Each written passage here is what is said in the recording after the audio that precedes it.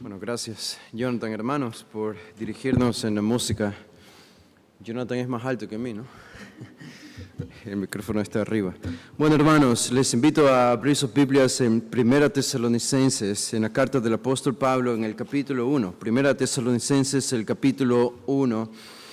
Hemos estudiado esta carta después de algunas interrupciones y paréntesis, pero vamos a volver hoy al estudio de este capítulo 1 y vamos a terminar el capítulo 1 en esta tarde, si Dios lo permite, comenzando desde el versículo 6, pero leamos desde el versículo 4. Déjenme leer desde el versículo 4, 1 Tesalonicenses 1, 4 al 10, dice: porque conocemos, hermanos amados de Dios, dice Pablo, vuestra elección, pues nuestro evangelio no llegó a vosotros en palabras solamente, sino también en poder, en el Espíritu Santo y en plena certidumbre, como bien sabéis cuáles fuimos entre vosotros por amor de vosotros. Y vosotros vinisteis a ser imitadores de nosotros y del Señor, recibiendo la palabra en medio de gran tribulación con gozo del Espíritu Santo, de tal manera que habéis sido ejemplo a todos los de Macedonia y de Acaya que han creído, porque partiendo de vosotros ha sido divulgada la palabra del Señor, no solo en Macedonia y Acaya, sino que también en todo lugar vuestra fe en Dios se ha extendido, de modo que nosotros no tenemos necesidad de hablar nada, porque ellos mismos cuentan de nosotros la manera en que nos recibisteis y cómo os convertisteis de los ídolos a Dios para servir al Dios vivo y verdadero y esperar de los cielos a su Hijo, al cual resucitó de los muertos, a Jesús, quien nos libra de la ira venidera. Cuando leemos estos versículos, creo que una de las impresiones que nos llevamos es que aquí Pablo hace un retrato completo, general, lleno de toda la vida cristiana, desde el inicio hasta el fin, desde la salvación, la conversión, hasta la esperanza de la segunda venida.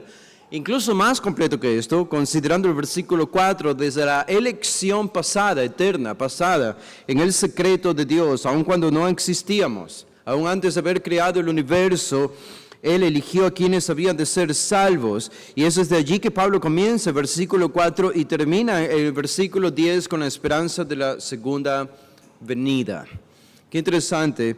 Y todo esto es algo que Él lo dice acerca de unos hermanos en particular en el primer siglo, en el Imperio Romano, viviendo en una ciudad particular, en un contexto muy pagano, que era la ciudad de Tesalónica, y es la iglesia de los tesalonicenses. Todo lo que Pablo dice aquí, él lo dice porque él lo conocía de primera mano. Pablo dice esto como una fuente de aliento para ellos. Pero más que una fuente de aliento para ellos, esto había sido una fuente de aliento para el propio apóstol Pablo, al considerar el ejemplo de los hermanos de Tesalónica, cómo tan pronto del paganismo llegaron a la fe de Cristo, y al llegar a la fe de Cristo se convirtieron en patrones, no solo en imitadores, sino en hombres y mujeres que daban ejemplo a otros de la vida cristiana, en medio de la aflicción, esperando la segunda venida del Salvador. Y en el versículo 3 nosotros habíamos estudiado antes, hace algunas semanas, algunas de las características que Pablo menciona acerca de esta iglesia, generales características que deberían ser nuestras características también. Él dice que estos hermanos en particular tenían una fe que obraba. En segundo lugar, tenían un amor que transpiraba. Y en tercer lugar, una esperanza que perseveraba. Estas son las tres realidades espirituales en los hermanos de Tesalónica, y estas tres realidades espirituales no podían quedarse en silencio. Si tienes una realidad espiritual en tu vida, ha de salir a flote, ha de salir a luz, ha de producir alguna obra. Y estas tres manifestaciones, Pablo pudo ver y contemplar en ellos obras de fe, un trabajo que transpiraba por el amor que ellos tenían y una perseverancia por la esperanza que ellos tenían de Cristo. Ahora, a continuación lo que hace Pablo en el versículo 4 entonces él da un paso atrás y les va a decir, bueno, yo sé por qué ustedes tienen estas características. Estas características, vamos a hablar del fundamento de todas las cosas, el pilar de todos los pilares, por qué ustedes son capaces de mostrar estos atributos, estas manifestaciones espirituales, frutos espirituales. ¿Cómo es que son capaces? La columna que lo sostiene todo se encuentra en el versículo 4 y no se debía a algo que ellos habían hecho en la eternidad pasada. Ellos obviamente son elogiados por Pablo por su esfuerzo en la vida cristiana, pero Pablo comienza con algo que no tenía nada que ver con ellos. En el versículo 4 él habla de la elección de Dios. La elección de Dios. Esta es la elección soberana de Dios, que Dios predestina desde antes de la fundación del mundo quién va a ser salvo. Y solo ellos son salvos, a los que Dios ha elegido, no en base a la fe, no en base a lo que Él ve que alguien va a creer o no, sino en base a la libre voluntad de Dios. Este es el versículo 4. De hecho, creo que podemos decir a ciencia cierta, bíblicamente hablando, que el único ser que tiene verdaderamente libre albedrío es Dios. Dios. Y con ese libre albedrío, esa libertad, Él elige quién va a ser salvo. Ahora, Pablo le dice a los hermanos de Tesalónica, ustedes han sido elegidos por Dios. Y Pablo dice, conocemos. Él, Silas y Timoteo, dice, nosotros sabemos, conocemos que ustedes han sido elegidos por Dios desde la eternidad pasada. Esa es la implicación. La elección obviamente es algo invisible, no podemos ver, no podemos conocer de otras personas. Pero Pablo a continuación lo que va a hacer es que va a decirles cómo él sabía que ellos habían sido elegidos por Dios. Cómo él podía tener la certeza de que habían nacido de nuevo, de que eran salvos, de que no van a ser el tipo de profesantes cristianos de Mateo 7, los que Jesús les va a declarar apartados de mí, hacedores de maldad, aunque hicieron milagros en mi nombre y decían Señor, Señor, y obras en mi nombre, yo nunca los conocí, apártense de mí. ¿Cómo Pablo sabía que los hermanos de Tesalónica no eran ese tipo de profesantes creyentes en iglesia, sino que eran de los genuinos creyentes, no solo profesantes, sino también que tenían una realidad interna? Bueno, él comienza a describir estos componentes de la vida cristiana o de la salvación que hacen que una persona sea realmente salva, que más bien demuestran o manifiestan que han llegado a la salvación. Y creo que este capítulo 1, estos versículos del 5 al 10 son un buen espejo por el cual nosotros nos podemos ver y mirar y respondernos a esta misma pregunta. No es arbitrario que alguno de nosotros les diga a ustedes o entre nuestras conversaciones nos digamos entre nosotros mismos, examínate o examinémonos para ver si estamos en la fe, porque es lo que Pablo le dijo a los hermanos en la iglesia de Corinto. Y yo creo que este es uno de esos buenos pasajes en los que podemos aplicar eso de examinarnos a nosotros mismos para ver si estamos en la fe.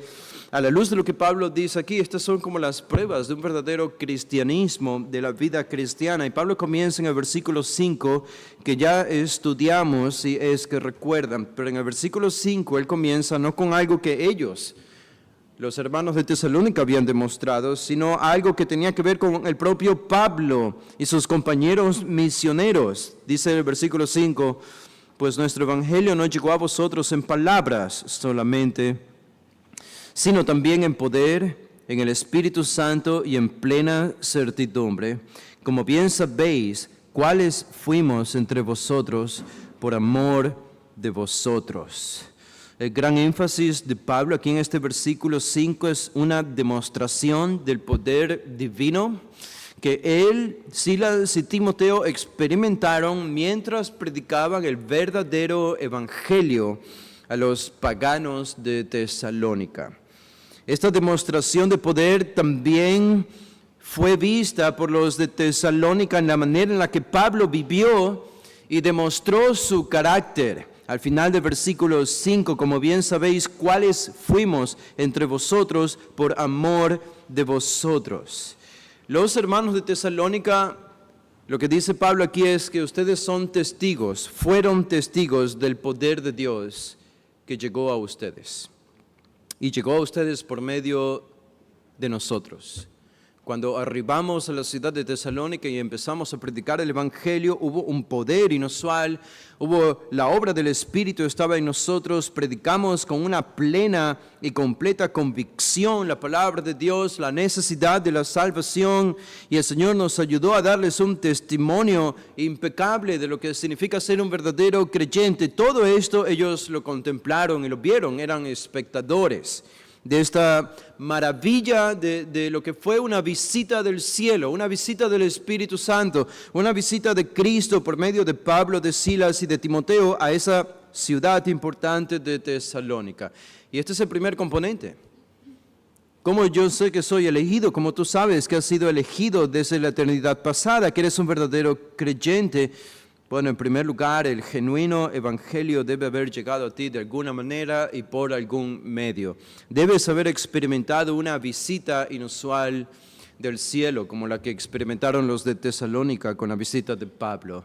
No estoy haciendo referencia a esto, a que algún predicador importante debe haber llegado y debe haber predicado el evangelio. No necesariamente, pudo haber sido alguien sin ninguna importancia y desconocido, pero no quita el hecho de que tiene que haber sido una visita del cielo, tiene que haber habido una obra inusual del Espíritu Santo, un poder que debe haberse manifestado, no esotéricamente, no estamos hablando de milagros externos, estamos hablando de una convicción interna que experimentan los que proclaman el verdadero evangelio.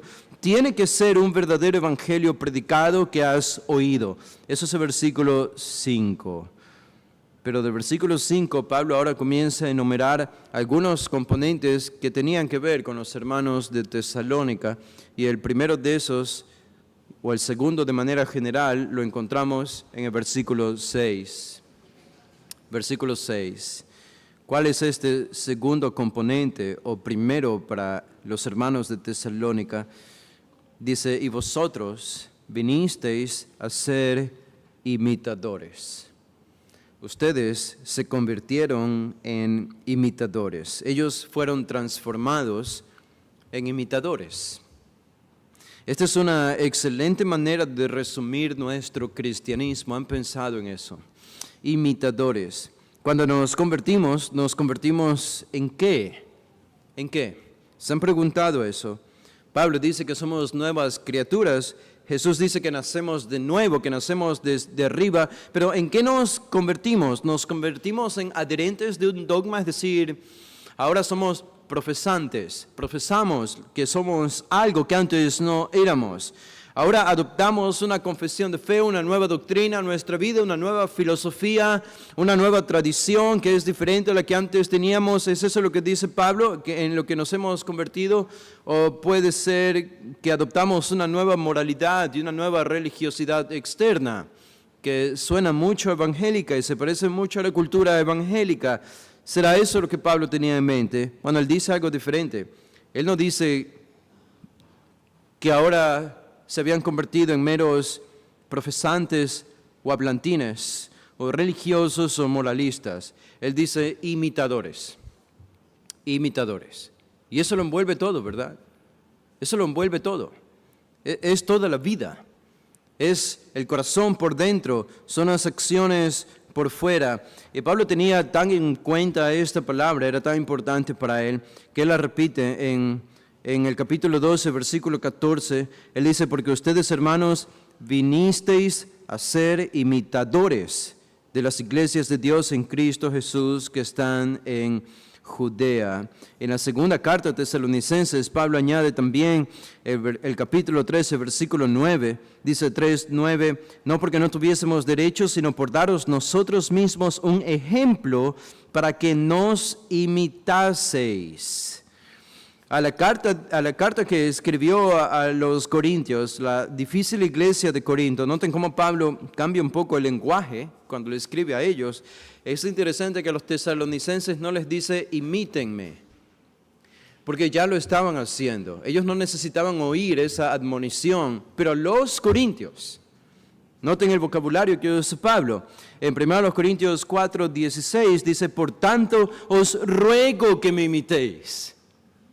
¿Notan la diferencia? Conocemos el contexto el trasfondo de los hermanos de Corinto, estaban en desobediencia y Pablo tiene que rogarles para que lo imiten. Y algo similar en el capítulo 11 de 1 Corintios, capítulo 11, el versículo 1, dice, sed imitadores de mí, así como yo de Cristo. Ahora, eso es interesante porque Pablo no solamente enfatiza el hecho de que debían imitarlo a él, ahora conecta la idea de imitarlo a él con un fundamento más importante, porque él estaba imitando a Cristo, dice acá en 1 Corintios 11:1. En Filipenses, el capítulo 3, él añade, y él dice, los hermanos también de la iglesia de Filipos, en el capítulo 3, el versículo 17, dice, hermanos, sed imitadores de mí, y mirad a los que así se conducen según el ejemplo que tenéis en nosotros. Y Pablo aquí abarca no solamente que debían imitarlo a él porque imitaba a Cristo, sino que debían imitar a todos los que tenían alguna posición importante al frente y que eran dignos de ser imitados. Y por último, en Efesios 5:1, Pablo dice que sean imitadores de Dios, que sean imitadores de Dios. Así que la cadena es clara, ¿verdad? Imitar al apóstol Pablo porque él imitaba a Cristo, y porque Cristo imitó a su Padre, a Dios. Nosotros podemos ser imitadores de Dios. ¿Qué significa ser un imitador? Lo que ustedes entienden, no lleva la connotación negativa de un imitador que carece de originalidad. Alguien que es un imitador, que solo anda copiando lo que otros hacen. Esa no es la idea, al menos con la que la Biblia utiliza la palabra imitar, sino el aspecto positivo de este término. No es solo una repetición de un modelo. La idea de imitar a Pablo, imitar a Jesús o imitar a algún líder espiritual o algún hermano que camina en madurez espiritual, no es la idea de imitar la personalidad de esa persona o imitar algunos aspectos superficiales de la vida de esa persona. No. Imitar en el contexto bíblico puede ser explicado o dicho de otra manera, es una expresión de obediencia. Es una expresión de obediencia que se conforma a un patrón bíblico, a un patrón establecido por la Biblia. La Escritura utiliza la palabra discípulo, es algo parecido a la palabra imitar. Un discípulo es alguien que sigue a su líder, que va detrás, que lo sigue y aprende de él. Ser imitador, en cambio, es diferente, es similar pero diferente. Un imitador, alguien que imita, es alguien que imita a su maestro. Y esta palabra entonces se vuelve importante en el Nuevo Testamento. Esto tiene que ver con la conducta, tiene que ver con nuestras prioridades. Que ellos se hayan convertido en imitadores, y recordando lo que ellos eran paganos, vivían en el mundo del paganismo, de adorar dioses falsos allí en la ciudad de Tesalónica, y nosotros no éramos diferentes a ellos. Y podemos pensar entonces, de convertirnos a imitadores, nuestras prioridades cambian, nuestros deseos cambian, nuestros afectos, nuestros hábitos. La vida cristiana puede resumirse en imitar a alguien. Imitar a alguien. Ya no se sigue el patrón de conducta anterior, sino un patrón de obediencia. Noten que es algo natural, regresando a 1 Tesalonicenses, es algo natural, no era un esfuerzo que ellos estaban realizando convenciéndose de que debían imitar a Pablo, fue natural para los hermanos de Tesalónica. Fue tan natural lo que Pablo les había mostrado, el patrón de obediencia de Pablo, que ellos dijeron, bueno, así debe ser la vida cristiana, y así se supone que debemos vivir. Y probablemente ellos no se llamaban a sí mismos imitadores de Pablo, pero Pablo pudo reconocerlos de esta manera. Saben, esto es importante para nosotros porque esto nos dice que la vida cristiana no tiene que reinventarse. No tenemos que repensar cómo vivir la vida cristiana en el siglo XXI, no importan los cambios culturales o avances tecnológicos, la vida cristiana es la misma del primer siglo y el patrón se encuentra en la Escritura, no es diferente. Es convertirnos en imitadores de nuestros líderes espirituales. Ahora somos diferentes. Ahora podemos contemplar cómo alguien espiritual con madurez vive su vida cristiana y responde a las circunstancias de la vida de una manera obediente, de una manera sumisa y humilde.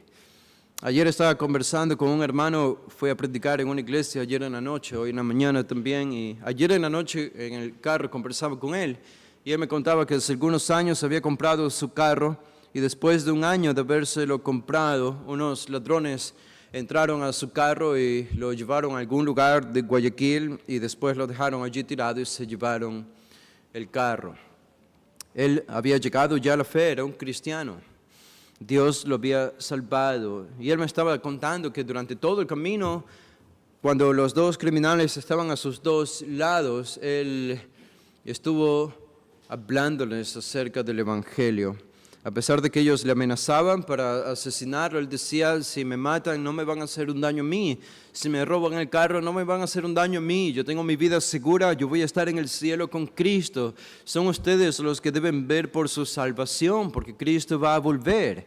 Y él me decía una vez que lo dejaron allí, se sintió algo triste porque había perdido su carro, que era nuevo prácticamente, pero él describía su actitud de paz. Él decía, yo tenía una paz, yo tenía un gozo interno porque el Señor me había protegido y porque estaba seguro en sus manos, no importaba lo que me pudiese pasar. Ese es un patrón de vida diferente. Ese es alguien que está imitando a otra persona que ha sido tocada por el poder del Espíritu Santo. Pablo dice aquí claramente en el versículo 6, que ellos se habían convertido en imitadores de ¿quién? De nosotros, dice Pablo. Esto es Pablo, Silvano y Timoteo, y del Señor Jesús. De Pablo y del Señor Jesús. Ahora, la pregunta es, ¿cómo se convirtieron en imitadores de Pablo y del Señor Jesús? ¿En qué imitaron a Pablo, Silas, Timoteo y Jesús de manera específica según Pablo? Bueno, él responde en la segunda parte del versículo 6, dice, recibiendo la palabra. Una mejor traducción es habiendo recibido la palabra. Este es un pasado que tiene un punto fijo, un comienzo específico. Cuando en el momento, en otras palabras, en el momento en que ustedes recibieron la palabra, en medio de gran tribulación, con gozo del Espíritu Santo.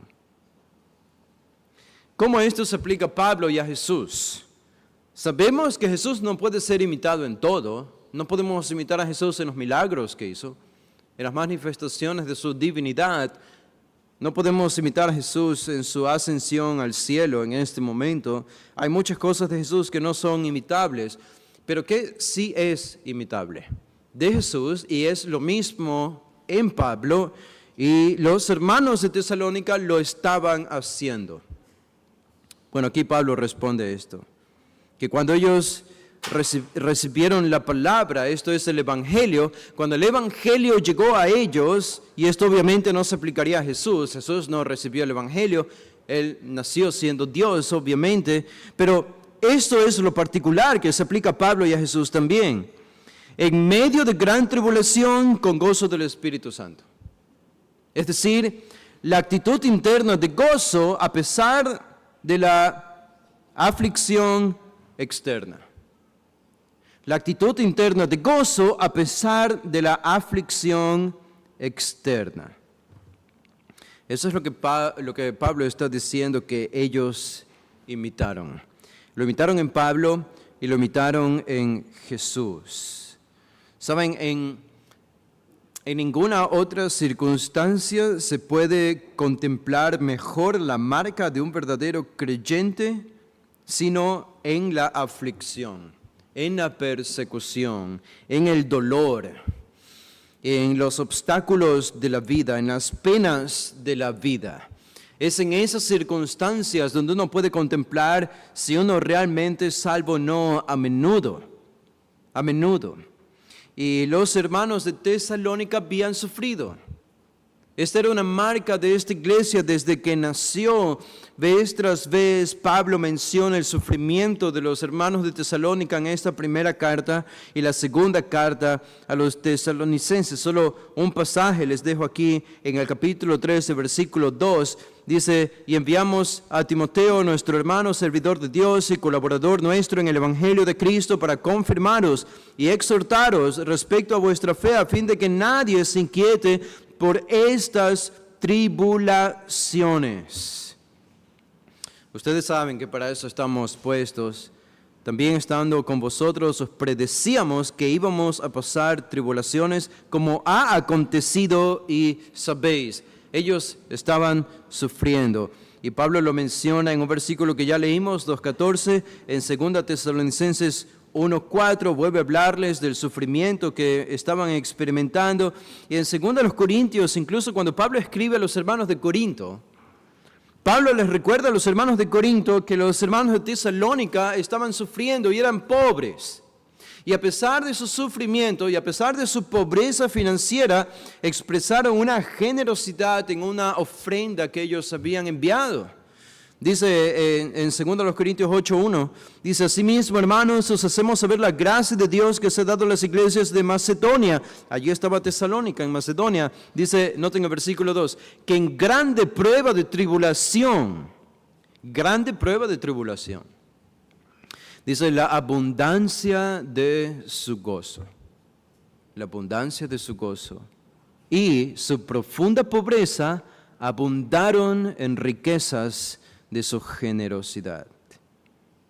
Estos hermanos, parece que mientras la aflicción más los apretaba, que de hecho es lo que significa la palabra aflicción, que aparece allí en 1 Tesalonicenses 1:6, esa palabra aflicción o tribulación era la palabra usada para hacer o ejercer presión sobre las uvas, para exprimirla y sacarle el jugo a la uva. Esa era la idea, y por eso tiene la connotación de estar bajo presión y llega a ser usada como aflicción, sufrimiento, que puede venir por medio de persecución o por medio de algún otro método, pero es estar bajo presión, es estar bajo sufrimiento. Parece que los hermanos de Tesalónica era como que mientras más la aflicción nos presionaba, más gozo experimentaban. ¿No les parece eso una locura? Pero es una hermosa locura, ¿verdad?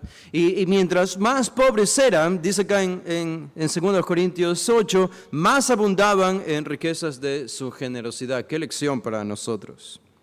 Qué lección para nosotros. Esto él dice de los hermanos de Tesalónica. Ahora, ¿qué es lo que ellos habrían sufrido? ¿Qué es lo que ellos habrían sufrido? Bueno, tenemos una pista de lo que ellos habrían sufrido. En Hechos el capítulo 17, cuando Pablo llega a la ciudad de Tesalónica, Lucas nos dice que Pablo estuvo predicando allí 3 días de reposo, discutió con los judíos, declarando, exponiendo que Cristo era el Mesías. Dice versículo 4, en Hechos 17:4, y algunos de ellos creyeron y se juntaron con Pablo y con Silas, y de los griegos piadosos gran número, y mujeres nobles no pocas. Este es el nacimiento de la iglesia de Tesalónica, pero noten el versículo 5, apenas Pablo ni siquiera pudo celebrar la salvación de los paganos y de los judíos en Tesalónica, porque apenas hay salvos aquí. El versículo 5 ya nos introduce a la aflicción y dice, entonces los judíos que no creían, teniendo celos, tomaron consigo algunos ociosos hombres malos y juntando una turba, alborotaron la ciudad y asaltando la casa de Jasón, que allí es donde probablemente se reunía la iglesia. Así que ustedes pueden imaginar lo que es sufrir ese tipo de persecución, que guardias del imperio romano o del país o de alguna nación vengan a la iglesia a llevarse algunos miembros. Eso es persecución y aflicción. Dice, procuraban sacarlos al pueblo. Y se armó un alboroto allí en la ciudad de Tesalónica. Ellos estaban sufriendo persecución. Ellos estaban en medio de la aflicción. Y Pablo está diciendo, ustedes al hacer esto y demostrar, experimentar el gozo interno del Espíritu Santo, a pesar de esa aflicción externa, se han convertido en imitadores de nosotros y de Jesús. Esta es la cúspide de la prueba de un verdadero cristiano, ¿verdad? Es fácil decir, yo soy de Jesús, yo pertenezco a Jesús, ponerse una camiseta de Jesús cuando la gente no te va a ver mal, cuando no vas a ser mal visto, no te van a marginar, y más bien eso es algo popular en nuestra sociedad. Pero en una sociedad como la del primer siglo, una sociedad secular, pagana, era diferente. Cuando uno llegaba a la salvación, tenías que abandonarlo todo, habría abandono de familiares, abandono de amigos, abandono de trabajo, te convertías muy probablemente en un marginado de la sociedad. Y los hermanos de Tesalónica estaban diciendo, bueno, debemos vivir el costo de ser verdaderos creyentes, debemos vivir y pagar el costo de hacerlo. Ellos imitaron este sufrimiento con gozo interno del Espíritu Santo. ¿Verdad que ellos deben haber recordado? Ellos deben haber recordado, porque aquí Pablo dice explícitamente que lo imitaron a Él y al Señor Jesús. Pablo, recuerdan, antes de llegar a Tesalónica, él había pasado por Filipos. Pablo sabía lo que era aflicción externa, gozo interno. Pablo sabía eso, ¿verdad? Cuando estaba en Filipos, ¿se acuerdan que él predicó el Evangelio? Lo golpearon, lo metieron en la cárcel, encadenaron sus pies en la cárcel, en una mazmorra allí, maloliente, sin comida probablemente, vigilado todo el tiempo, y en la oscuridad de la noche y el frío de la noche, ¿qué hizo Pablo? Se quejó del Señor, murmuró del Señor, deseó regresar a casa y abandonar el ministerio. que hizo Pablo con Silas. Cantó himnos. El gozo de Pablo. Y uno imagina, después de esto es que Pablo llega a Tesalónica y predica el Evangelio y muchos son salvos. Seguramente Pablo debe haberles contado esta experiencia a los hermanos de Tesalónica. Y los hermanos de Tesalónica, habiendo escuchado al apóstol Pablo lo que había sufrido y cómo había respondido con este gozo interno, ellos debieron haberse dicho a sí mismos, bueno, esto nos parece muy simple, ¿verdad? Esto parece simple. Apenas llegamos a la fe, somos nuevos creyentes, pero no parece difícil esta matemática o esta ecuación. A ver, se supone que así hay que hacerlo, como Pablo lo hizo. Si eres golpeado en la cabeza con un martillo, cantas alabanzas al Señor. Es fácil, ¿verdad? Aflicción externa, gozo interno. Y ellos respondieron, bueno, eso es lo que vamos a hacer. Estamos siendo perseguidos, hay aflicción externa, el gozo interno del Espíritu Santo. Y uno puede preguntarse, ¿y Jesús cuándo experimentó esto mismo? Aflicción externa, gozo interno. Bueno, varias veces encontramos a Jesús en esta circunstancia en los evangelios, sobre todo cuando pensamos en la semana de la pasión del Señor Jesús. Hay una paz tremenda en Jesús, especialmente después de que ora en el huerto de Getsemaní, lo sobrecoge una paz y un gozo interno, y la manera en la que Él responde a todos los personajes de alrededor. Y probablemente hay un pasaje antes de la semana de la pasión en Juan, el capítulo 12, en que vemos a Jesús de esta manera. En Juan, el capítulo 12, dice el versículo 20, que algunos griegos se acercaron allí a Jesús y los discípulos llevaron a estos griegos a Jesús porque lo querían ver, y Jesús respondió en el versículo 23, en Juan 12, 23, Él respondió, ha llegado la hora para que el Hijo del Hombre sea glorificado. Dice, de cierto os digo, que si el grano de trigo no cae en la tierra y muere, queda solo, pero si muere, lleva mucho fruto. Jesús decía esto de su propia muerte, de lo que Él iba a sufrir. Él sabía lo que iba a sufrir.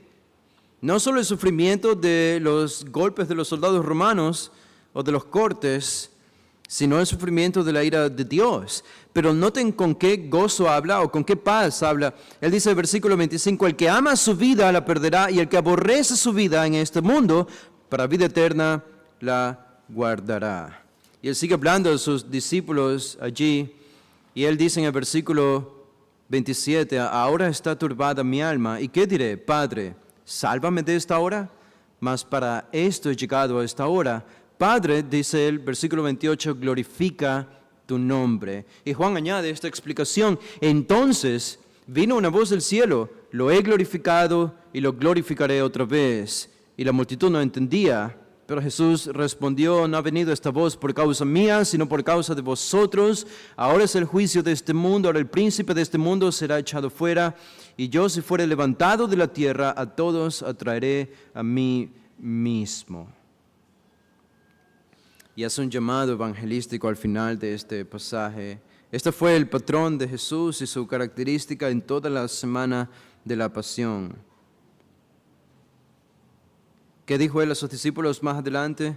En el capítulo 16, en el mundo tendréis aflicción, pero confiad, yo he vencido al mundo. Observen que Pablo deja claro que este gozo interno que experimentó Jesús, que experimentó Pablo mismo y que ahora estaban experimentando los hermanos de Tesalónica en medio de la aflicción, no viene por medio de la propia capacidad humana. No es el repetirse uno mismo, bueno, yo fluyo con mi energía interior de dentro hacia afuera. No es repetirse a uno mismo, yo soy amor, yo soy amor. O todo está bien, aunque todo vaya mal, yo me repito con pensamiento positivo, todo está bien, todo está bien. O esas frases moralistas de nuestra sociedad, cuando algo sale mal, bueno, al mal tiempo buena cara. Y eso como que me ayuda. Y entonces saco una sonrisa a pesar de que todo va mal. No, eso es autoimpuesto, eso es fabricación humana, eso no sirve, eso es temporal. No tiene resistencia. No tiene durabilidad. Pablo dice claramente al final del versículo 6, con gozo del Espíritu Santo. Esto es algo sobrenatural, no natural. Es sobrenatural. Es un gozo que no puede ser conocido por un hombre que no tiene al Espíritu Santo, que no ha llegado a la salvación. Es un gozo que incluso no puede ser descrito fácilmente con palabras, porque es un milagro literalmente, es una obra del Espíritu en nosotros. Y esto es lo que los hermanos de Tesalónica estaban experimentando. Alguien decía esto, la profundidad del gozo de un discípulo en el Señor puede ser medido por el grado de su participación en los sufrimientos del Señor. Qué interesante oración. La profundidad del gozo de un cristiano en el Señor puede ser medido por el grado de participación en los sufrimientos del Señor. Parece que los que pagan un mayor precio por vivir como el Señor demanda, pagando el coste de vivir la verdadera vida cristiana, son los cristianos que tienen una mayor medida de este gozo. Y puede ser, uno tiene que hacerse la pregunta, puede ser, quizá a nuestras vidas les falta este gozo, porque nos falta sufrir más por el Señor. ¿Qué estás dispuesto a abandonar? ¿Cuál es tu sufrimiento? La aflicción que viene por seguir a Cristo. Algo debemos estar abandonando que causa aflicción externa. Algo o alguien, lo que sea. Ahora, noten que Pablo dice, ustedes fueron transformados en imitadores. Por eso yo sé que han sido elegidos por el Señor. Porque han sido transformados en imitadores. Pero no solo se transformaron en imitadores. En el versículo 7, Pablo dice, ustedes pasaron de ser imitadores a ejemplos de otros. Así que fueron transformados también en ejemplos. En el versículo 7 dice, de tal manera que habéis sido ejemplo, es decir, de imitadores a ejemplo ahora. ¿A quiénes? A todos los de Macedonia y de Acaya que han creído. Esa palabra ejemplo es la palabra tupto. Es la palabra, el verbo de este término significa o se traduce como golpear. Golpear. Y por eso el primer significado de este sustantivo es la marca que deja un golpe. La marca que deja un golpe, ya sea en el cuerpo o ya sea en algún objeto. Pero la marca que queda del golpe, esa es la palabra tupto, que utiliza aquí Pablo, que se traduce como ejemplo. Y de allí que esta palabra comenzó a ser usada también de las impresiones que aparecían en las monedas de dinero o en los sellos para sellar cartas. Era una estampa o una figura que aparecía allí de alguien, o un modelo que aparecía de algo, y por lo tanto se convertía en un patrón de otros modelos que eran exactamente iguales, como las monedas que tenemos hoy, aparece siempre la misma cara. Eso sería básicamente el significado de la palabra tupto, que aquí se traduce como ejemplo. Ahora, pueden darse cuenta ustedes, hay un círculo aquí, aparentemente. Hay un círculo maravilloso, un círculo piadoso. Pueden verlo ustedes. Primero, Dios realiza una obra desde el cielo en la tierra, visitando a los hermanos de Tesalónica. El Padre los elige desde antes de la fundación del mundo. El Hijo viene y hace su obra, deja su ejemplo, envía a sus embajadores, que son los apóstoles, dan un ejemplo también de gozo en medio del sufrimiento. El Espíritu Santo es entonces quien imparte este gozo en los corazones de los creyentes, y ellos, a su vez, los tesalonicenses, llevan estas buenas nuevas a otros, que están en otros lugares, cuyas alabanzas glorifican al Dios en el cielo. Y así se completa este círculo que comienza con la elección eterna de Dios, pero retorna en forma de alabanza a Dios mismo. Y los tesalonicenses están en el medio de todo este proceso. La palabra del Señor vino a ellos, había llegado a ellos. Y ellos, recibiéndola, la llevaron para que otros oigan y se salven. Se convirtieron en un patrón. Probablemente, estoy casi seguro, ellos no estaban pensando en quiero convertirme en un ejemplo para otros. No se psicosearon necesariamente con ese tipo de pensamiento. Simplemente se enfocaron en vivir su vida cristiana de manera fiel como Pablo les había enseñado. Y de manera natural se convirtieron en ejemplo para otros. Para convertirse en un ejemplo, uno debe ser un imitador, primero. El que no es un imitador no puede ser un ejemplo de nadie. Si no imitas a nadie, no puedes ser ejemplo de nadie. Debemos imitar a alguien. ¿A quién estamos imitando en nuestra vida cristiana? Los hermanos de Tesalónica estaban ya en el paso de ser imitados, de convertirse en ejemplo. Noten que Pablo dice aquí en el versículo 7, de tal manera, y esto es más elogiable para los de Tesalónica, porque dice, de tal manera que habéis sido ejemplo a todos los de Macedonia y de Acaya, dice que han creído. Noten esa aclaración. Se convirtieron en ejemplo de los que han creído, es decir, de los cristianos. Claro, porque ustedes saben bien esto, es fácil para nosotros ser un buen ejemplo de los no creyentes. ¿Verdad que es más fácil? Porque el estándar moral de ellos es más bajo. Y ellos no tienen a su alrededor ejemplos piadosos. Y cuando conocen a alguien medio diferente, o que sea un cristiano que patalea allí, que no camina bien, que le falta una pierna, un brazo por allí, pero aún así para ellos es encomiable y les llama la atención. Por lo tanto, no es difícil convertirse en un ejemplo, en un patrón para los no creyentes, pero convertirse en un patrón y ejemplo para los creyentes, eso es diferente. Porque el estándar de los creyentes es mucho más elevado. Y los hermanos de Tesalónica se habían convertido en un ejemplo de los que han creído, no solo de los paganos, sino de los creyentes que tenían el Espíritu Santo morando en ellos y que vivían una vida piadosa también. Pero ellos se convirtieron en el patrón para ese tipo de personas. Esto es incluso más elogiable para los hermanos de Tesalónica. Y noten lo que añade Pablo. Para mí, el versículo 8 y 9 son expresiones de lo que dice el versículo 7. Y dos cosas dice Pablo acerca de convertirse en ejemplo de los hermanos de Acaya y de Macedonia. Allí habrían estado incluidas las ciudades de Filipos, en Acaya estaba Corinto, también estaba Atenas, así que ciudades importantes de Grecia. Esto es el norte y el sur de Grecia, básicamente. Macedonia, norte de Grecia, Acaya, sur de Grecia.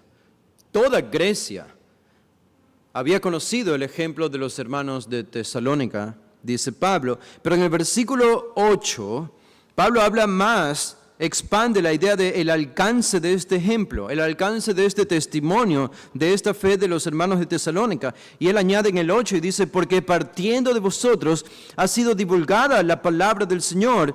Y dice, aquí hay un contraste, no solo en Macedonia y Acaya, sino que también en todo lugar vuestra fe en Dios se ha extendido, de modo que nosotros no tenemos necesidad de hablar nada.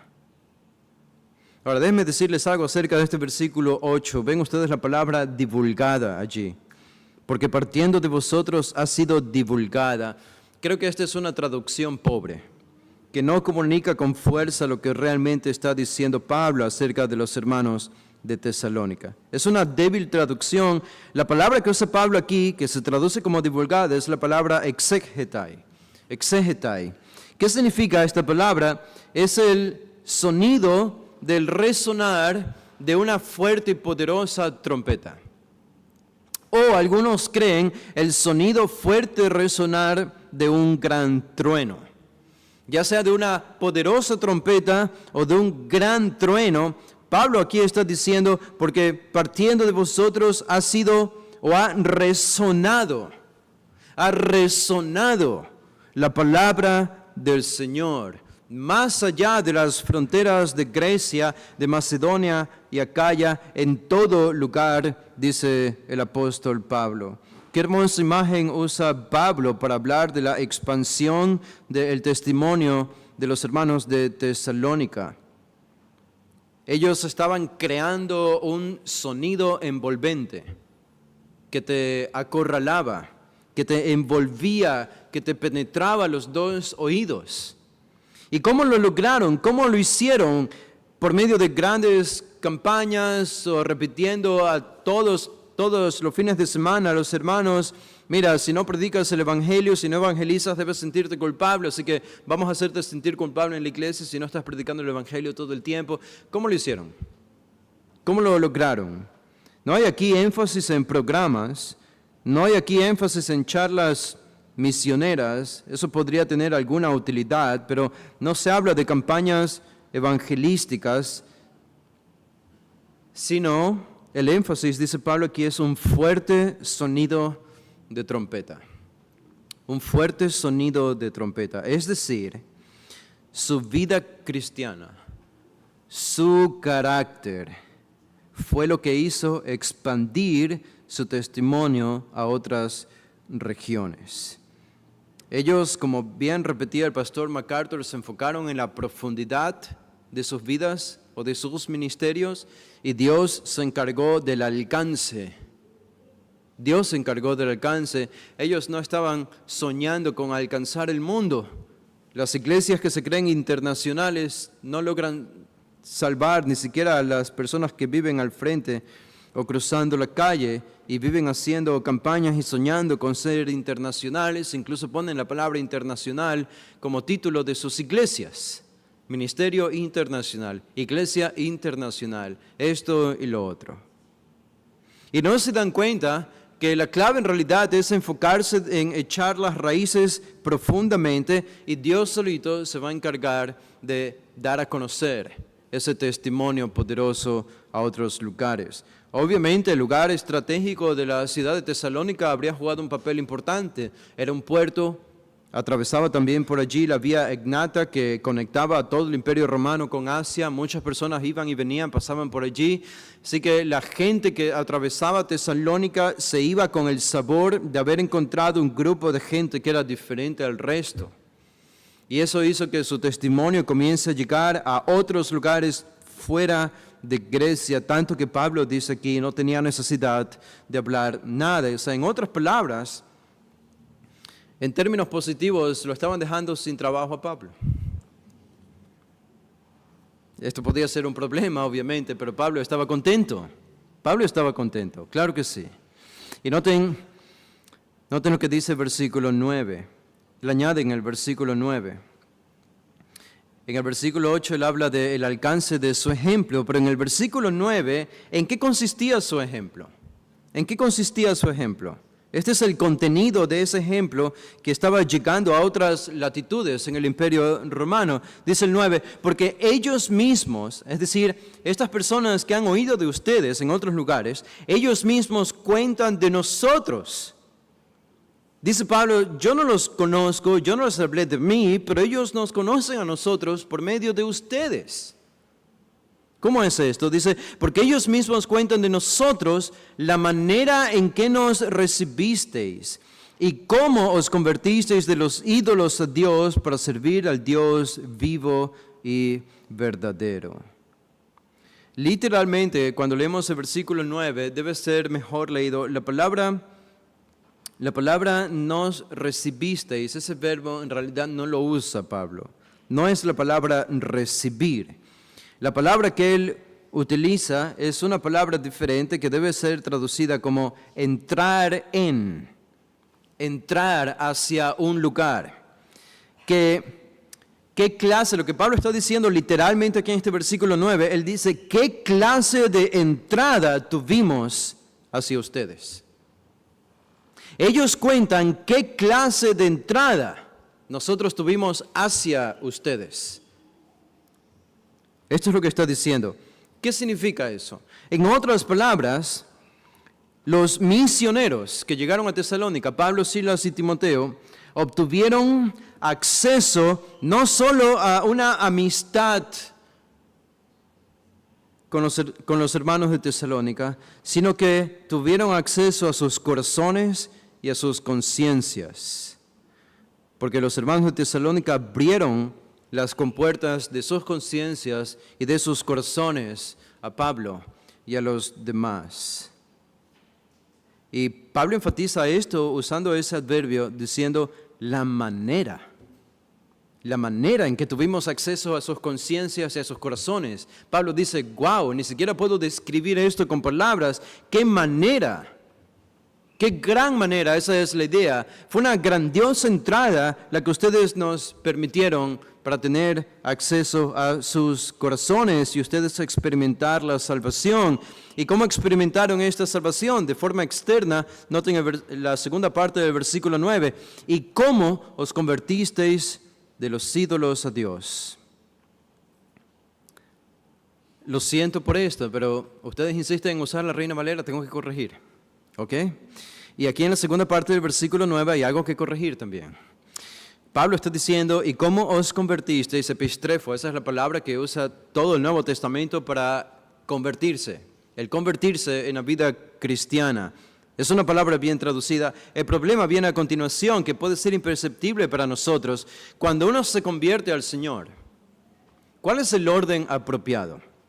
¿Cuál es el orden apropiado? Al menos el orden lógico apropiado, si es que no podemos hablar de un orden cronológico, porque puede ser simultáneo, pero un orden lógico. Uno se convierte a la luz de cómo se ha traducido aquí, uno diría, bueno, uno se convierte, primero se aleja de los ídolos, para luego ir hacia Dios. Porque al menos es como ha sido traducido. ¿Y cómo os convertisteis de los ídolos a Dios? Este es el trasfondo pagano de los hermanos de Tesalónica. Pero Pablo, en el idioma original, no lo pone en ese orden, sino a la inversa. A la inversa. En el griego dice, ¿y cómo os convertisteis a Dios de los ídolos? Y ese orden no deja de ser importante y debemos prestarle atención. Es importante, si ustedes notan la diferencia, porque es importante reconocer y subrayarlo, porque los hermanos de Tesalónica no se convirtieron meramente porque estaban desilusionados de los dioses paganos. No es que fueron a Dios porque se quedaron sin opciones. Porque el judaísmo no llenó sus almas, porque el paganismo no llenó sus almas. Bueno, la única otra opción es este nuevo grupo llamado cristianismo, a que adoran a Dios, así que vamos a probar con Dios a ver si resulta con Jesús. ¿Y sucede que resultó? No, claro que no. No, uno no se convierte, nosotros no llegamos a la fe solo porque nos desilusionamos con la vida. Eso es tenerlo muy en poco a Dios y su carácter majestuoso.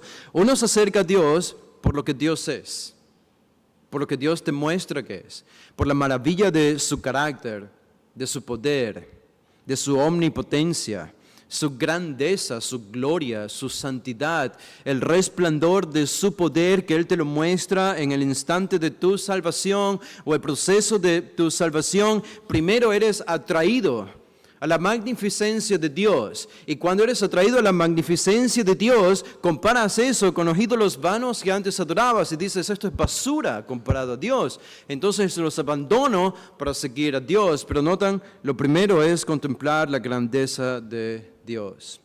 Y ese es el orden de lo que Pablo está diciendo aquí. Es exactamente lo que está diciendo.